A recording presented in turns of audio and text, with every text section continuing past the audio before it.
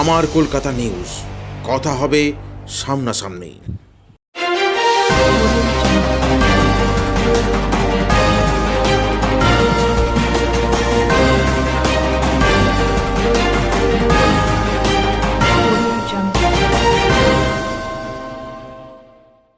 হুগলির জেলার গ্রামীণ পুলিশের গুড়াপ ও দাঁতপুর থানার যৌথ অভিযানে বড় সাফল্য।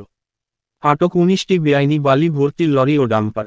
19 জন চালককে গ্রেফতার করা হয়েছে। জেলার গ্রামীণ পুলিশের সূত্রে এ খবর জানা গিয়েছে। এই বেআইনিভাবে বালি ও ডাম্পার ভর্তি লরিগুলি বীরভূম ও বর্ধমানের বিভিন্ন নদী থেকে নিয়ে যাওয়া হচ্ছিল কলকাতা সহ আশেপাশের জেলাগুলোতে। 19 জন লরি চালক ও খালাসিকে চুঁচুড়া আদালতে পাঠানো হলো আজ।